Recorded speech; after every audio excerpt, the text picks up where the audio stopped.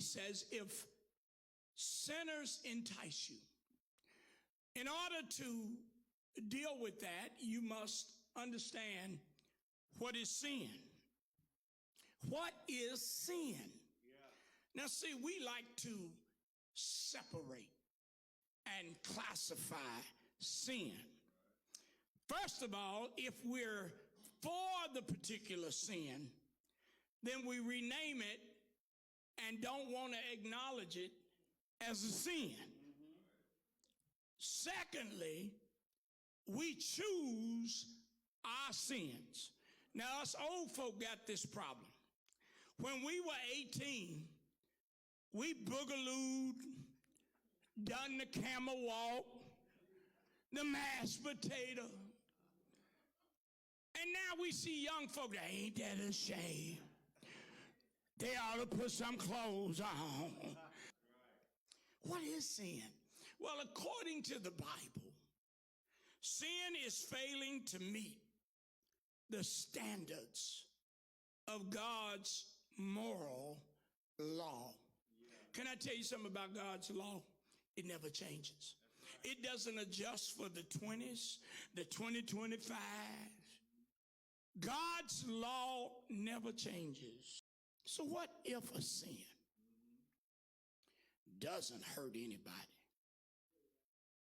What makes an action, an attitude, a word, or motivational sinful is that it violates God's clear instructions in the Bible. Here is some good advice on how to avoid temptation. Now, let me show you what shows up before the sin. The temptation shows up. The enticement, the thing that grabs your attention and says, hey, look, what is this? Why is this approaching my gate? Why is this coming at me 100 miles an hour? Here in our text is holy advice.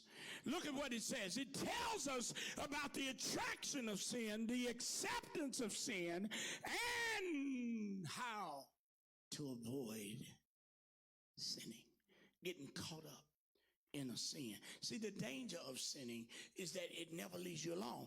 Once they like Jehovah's Witnesses, once they discover that you'll wake up early in the morning, answer the door, and let them in, they'll keep coming back. That's how sin works. So there's three things I want you to look at in the text, and I'll leave you alone. The first thing I want you to look at is the attraction of sin. Notice what he says, entice you. Entice you. The word entice emphasizes the attraction of sin. Now watch this. The attachment to sin is when we do not detest a sin and we still have an attraction and a desire for it. So live your life so you will be accepted by God. And don't worry whether people accept you or not. Finally, avoid sin. He says, consent thou not. Again, you got to know what it is. And then you got to ask questions like I do. Wait a minute. Where is this coming from? Why is it coming to me? Sin is to be refused. Not means no.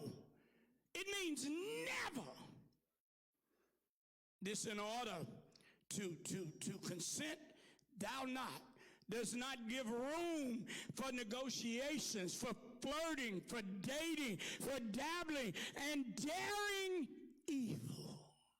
Evil never takes a vacation. Evil ain't playing with you. Evil wants to destroy you and keep you from becoming everything that God has designed you to be. It does not say to read about it and learn about it. It's simply an absolute refusal of sin. Listen, go to Matthew chapter 4 and look at the 3-4 times that Jesus refused the devil.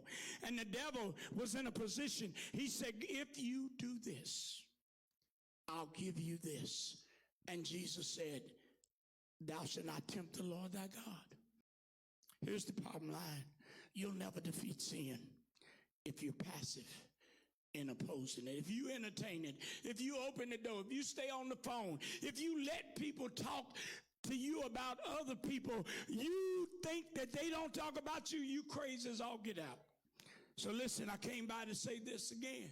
Life's simplest advice. The best thing I can tell anybody, especially young people, sin not. Don't be coerced.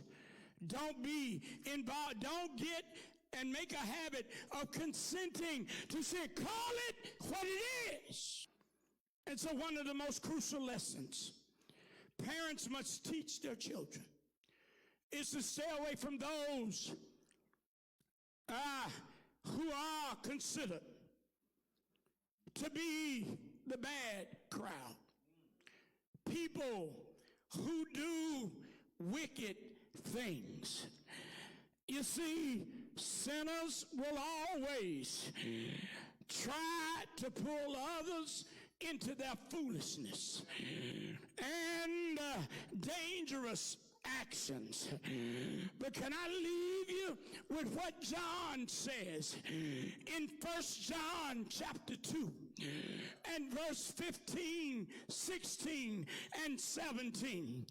Listen to John as he says, do not love the world or the things in the world. You want to stand on your own 2 feet. You want to be a leader. Stay with God. Put your hand in the Lord's hands. Let the Lord order your steps. Let the Lord guide your feet. Let the Lord give you wisdom. It's simple, but stay with God. Keep trusting Him. Keep holding on. Keep depending on the Lord.